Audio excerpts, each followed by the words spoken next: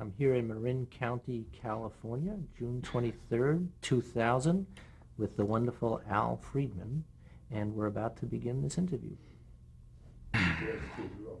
So we're going to start talking about some of your early life and your early influences. And what was your given name? It was Albert Freedman. Middle name? I didn't have a middle name then. Uh-huh. It was just Albert Freedman. Did you add the Z later on? Yeah. Uh-huh. When were you born? It was March 27, 1926. Where? It was in Taunton, Massachusetts. And is that where you grew up? Yeah, my first 18 years were in Taunton. Uh-huh. And your dad's name? Frank. And your mom's name? It was, her maiden name was Bessie Canneber. Uh-huh. What'd your dad do? My dad was, he did a number of things, but essentially he was an immigrant from Russia who loved to write, but was not able to sell his writings. So I guess I inherited, my brothers and I inherited some of the genes. And he did all kinds of jobs. He's everything from a baker to having some, in a business that sold bottles, bottling type of thing. But he was a unfortunately, financially unsuccessful with all of his ventures. And but he was a very nice man, loved opera, loved music, loved dance, loved to read and loved to write, and was anything but your typical capitalist. He was totally the opposite end of our spectrum in this country. Was there food on the table all the time? How my mother did it, I don't know, but there was. There was. It was. I didn't recall any times of not eating. Did you have brothers and sisters? I had 3 brothers. Oh. And growing up, what kind of interest did you have as a young boy? Was writing one of them? Writing, yes. I was brought up in a small town, Taunton, Massachusetts, right near Cape Cod. And it was a very tranquil existence. I loved to read. I loved history. I loved sports. I played in the football team, basketball, baseball, YMCA, very much involved in kid sports, but loved writing. So I wrote the school newspaper, and I was an all-around high school kid. Was your brother high? Was he older or younger than you were? Older. So he was writing too at that time? At that time, when I was growing up? Mm-hmm. No, I think he was, when I left, he was working in Washington, D.C. Yeah. Doing? Civil service. You were poor. It was a poor family to begin with. Did things get worse during the Depression? No, to begin with, how poor can you be? And we were poor. But from what I remember in Taunton, everybody was poor. And or at least the people that I knew. And I do remember the Depression, which was quite horrendous period, and less said about it the better. I hope it never comes back. How bad was it? What was the worst part of it, do you recall? Well, as a kid, I remember the trauma of seeing grown-up men selling apples on the corners. I was not a big city guy. This is a small town. I remember the fact that so many people were unemployed, and in the city, Taunton at that time was, let's say, 40,000 people. there's a lot of alcoholism, a lot of people who are unemployed, a lot of fighting, a lot of drunks in the street. I recall that as a kid. I recall the drabness of life, the way people dressed. It was quite a shocking period of Americana during the time of the Depression, in contrast to a period today where the kids have no idea what life can be like when the economic system doesn't work. This was not the Norman Rockwell view of America in those days. Totally different. This was reality. What did you want to do when you grew up? I wanted to be a writer. Did you want to go to Greenwich Village and live in a loft and write novels, or write in Paris and do that kind of thing? What kind of writer did you want to be? At that time, I think I wanted to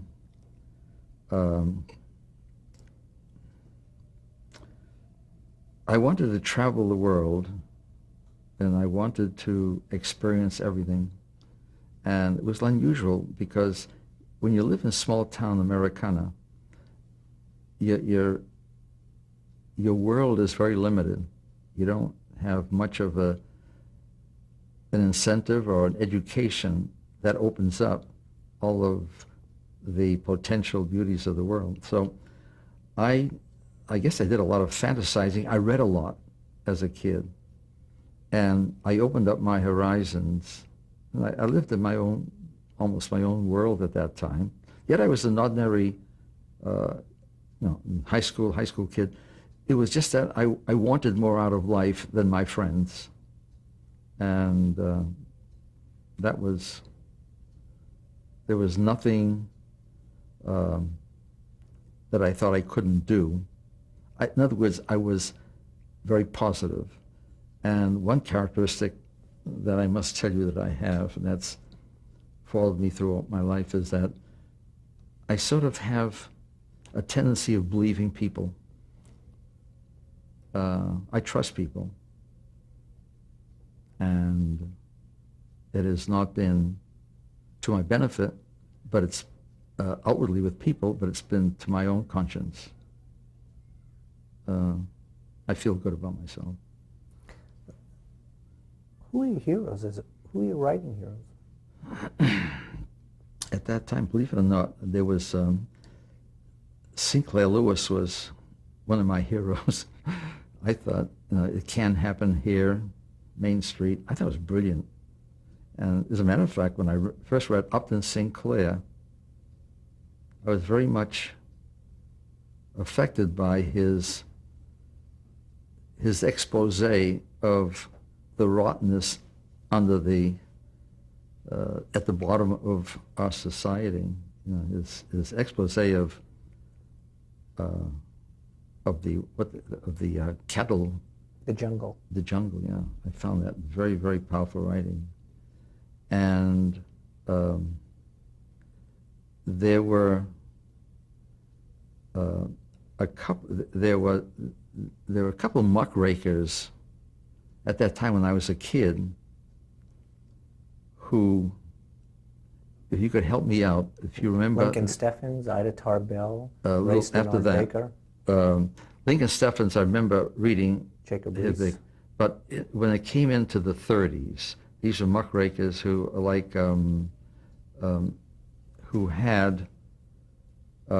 who exposed more or less some of the foibles and some of the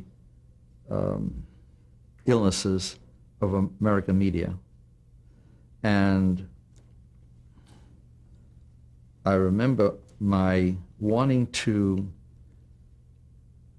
go into journalism so I could expose the crooks. I could expose those who were hurting the people. And there was one, but there were two people. This must have been many years ago, so I will think of it as soon as... Not Hayward Broom? No, it was a little after that. Let's come back to it. Yeah. I'll think about that one. You went to high school in Taunton, Yeah. and were you drafted into into the Marines? Did you enlist after Pearl Harbor? Yeah. Well, No, it was before.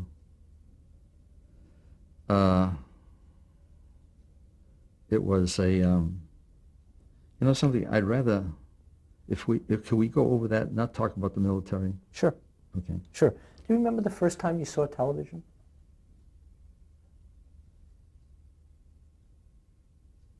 I think it was 1948. Mm-hmm. NBC, and wait a minute. Yeah, it probably was around 1948. Because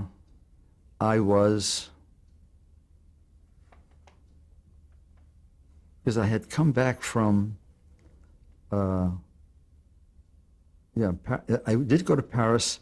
I graduated from USC in 1948.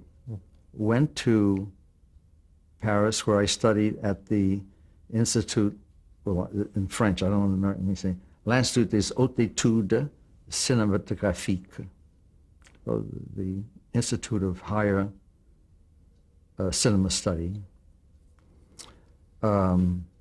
I came back in 1951, and in those few years that I was away, I had studied motion pictures in France. It was a school that was owned by the French government, and we had students from all over the world who went to this, who attended classes. And television was not part of it, but it was, at that time, obviously I had thought I would go into documentary filmmaking. I would use my writing to go into documentary filmmaking. When I came back from Paris, then I started, then in Hollywood, that's where I came back to, lived in LA. Then I saw television at that time. Why did you go to LA from Paris? From Paris, but that's where I was living before I went to Paris. I graduated from University of Southern California, and I was living in Los Angeles. My family was living there. And you were going to look for work there too? Yeah. Why not looking for work as a documentary filmmaker? Why television? Well, this is a long story. Documentary filmmaking during the Depression, I was much too young, it was in its flower. There were a lot of great documentaries made in the 30s. The documentary filmmaking went out of vogue, was passé, in the 50s. The beginning of television was like a revolution. Very few people knew what to make of television. When I came back, it was radio. There was still radio.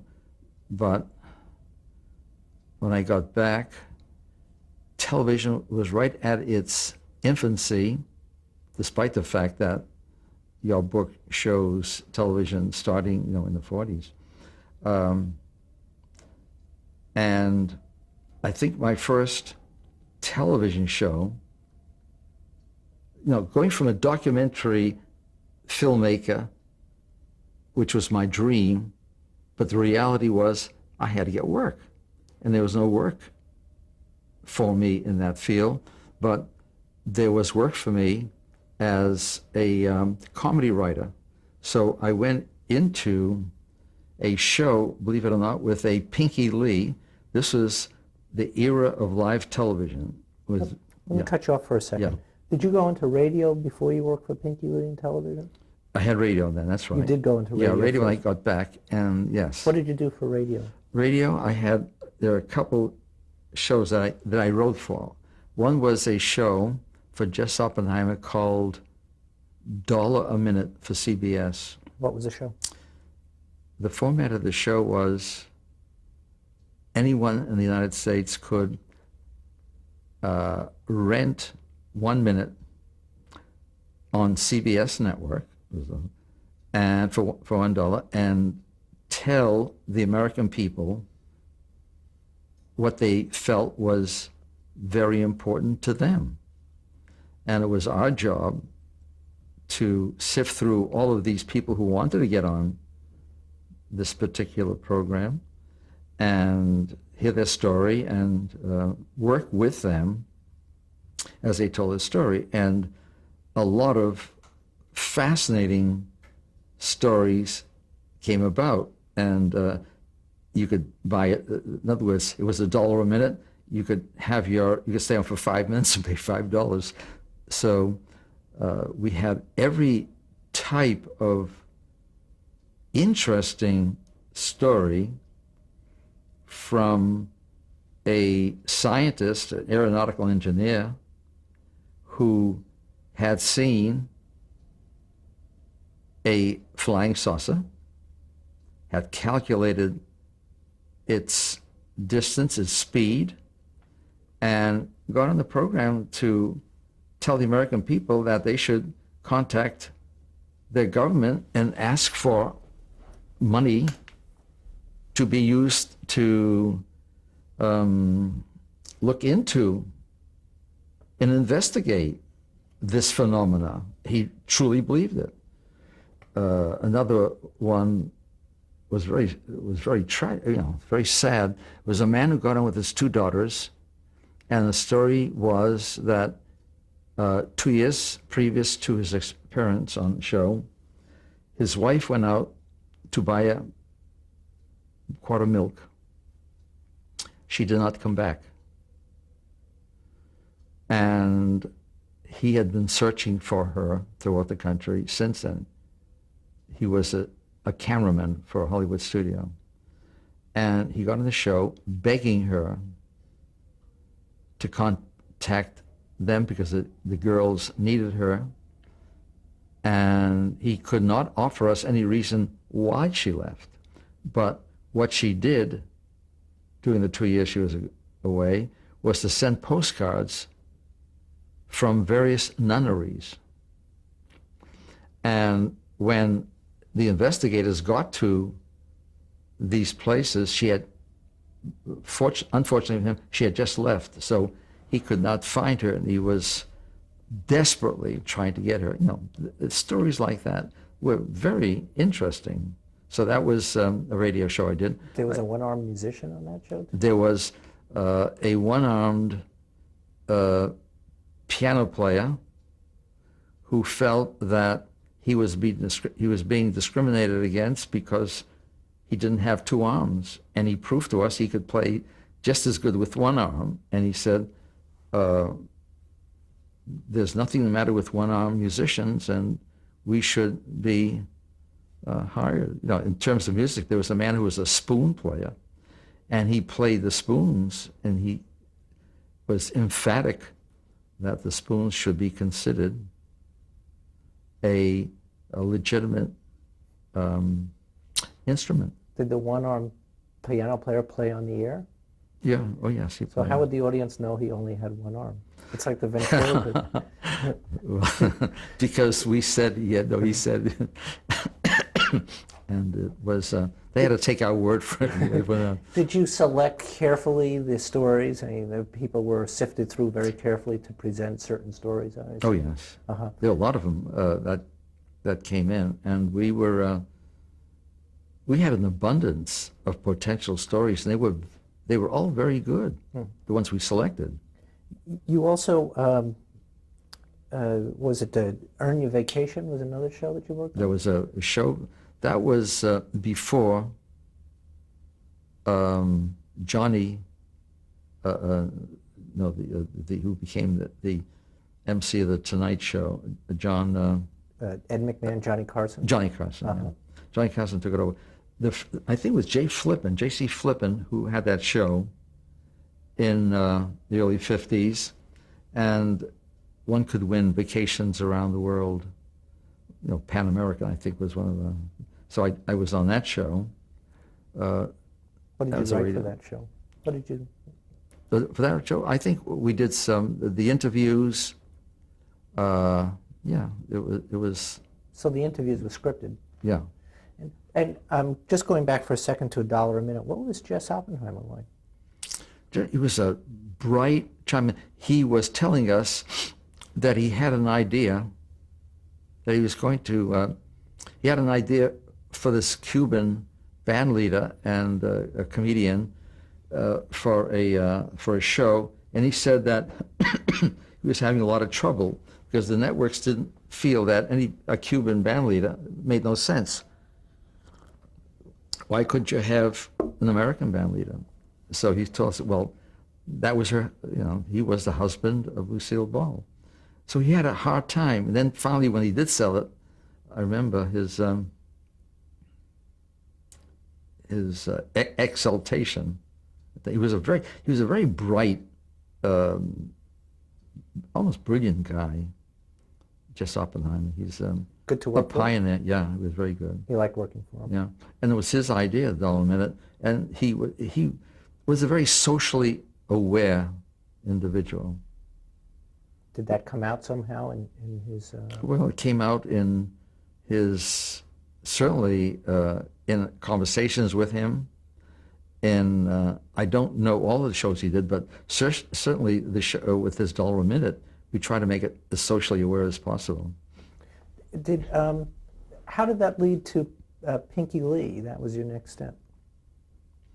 I had a friend, everything comes through friends. His name was Marvin Marks, who turned out to be a very prominent comedy writer later with Jackie Gleason. He almost got me on that show. And his agent got him the job, and I have to be with him. And again, I like comedy. I think a sense of humor is vital in life. Those who don't have it don't have a life. I mean, it's very, very important with friendships, with marriage, with children. So Pinky was a very difficult comedian, as most comedians are. But in order to get the job, I had to join AFTRA because we had to be actors. For the same price, we had to be in the sketches and write the comedy. And I was an actor. Save money? Was this to save money? Yeah, because the budgets on those shows in the early 50s were cigar money today in today's shows. There was so little. So, first of all, you said before that you almost got on the Jackie Gleason show? Yeah, well, Marvin got on the show, and I would have gotten on the show, but Harry Crane, the head writer, brought in his buddy. That's what goes on in terms of comedy writing. Now, as far as Pinky Lee goes, Pinky Lee was can you describe the show itself? First of all, can you sing the theme song? Oh, no. Oh, boy. Do you know it? Hello, it's me. My name is Pinky Lee, with a checkered hat and a checkered coat and a funny tickle in my That's throat. right. You can't sing that? You didn't write it, I gather. No, I didn't write that, no. So, Marvin may have that. But the format of the show was, as I recall, it was, I found it very silly, and the sketches I found silly, and it was, I'm not really proud of the fact I thought it was a very stupid show, and the sketches that we did were very stupid. They were pies in my face. It was that type of humor. But if you're 6 years old, it was hilarious. It was for kids, yeah. So it was like a Soupy Sales, a variation of Soupy Sales. Was he a difficult man? Very difficult, very tough, yeah. In the sense that he lost his temper and he was very arrogant. No, he's tough. He was not a nice guy. So I don't know how many comedians you would say are nice guys. Was he? But some comedians are described as demanding because they were perfectionists. Others are, and so they're described as being tough. Some others are just tough because they're mean. I think that was it. Tough because I think it was mean. And what would he do on the show? Well, I don't. Well, I he was the remember star some of the show, and there were sketches, and he was, they had a series of sketches where he played with his little pork pie hat. He played stupid roles, and the less said about the Pinky Lee show, the better. I don't. You're the first person I've ever met who's ever heard of the Pinky Lee show. It went in and out quite rapidly. Oh, just one more question about it. What did you do as a performer? What were some of the things that you would have to do in front of the camera? Well, we did, it was all visual, Marvin and I. Marvin was sort of a large guy. And we would have to do the pratfalls and whatever the sketches were, they were short sketches. And would you get hit with a pie, for instance? yeah. How did you feel about being in front of the camera and doing that kind of? At that time, you have to understand, you're young, you're desperate, you'll do anything. And it was the beginning of television. And we were all curious as to, is television going to make it? What's it like? And any chance that you had to get into television at that time in LA was a break for me. So many writers are frustrated performers. You were not. No, I didn't want to be a performer, but I had to perform in order to be a writer. I wanted to be a documentary filmmaker. And then I was then this type of doing comedy writing.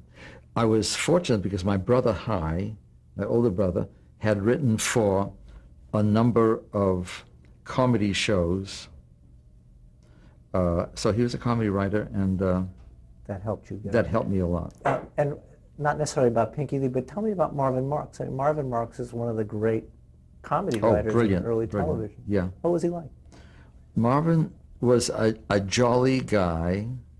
He was married to an English woman who was so appreciative of everything that was done.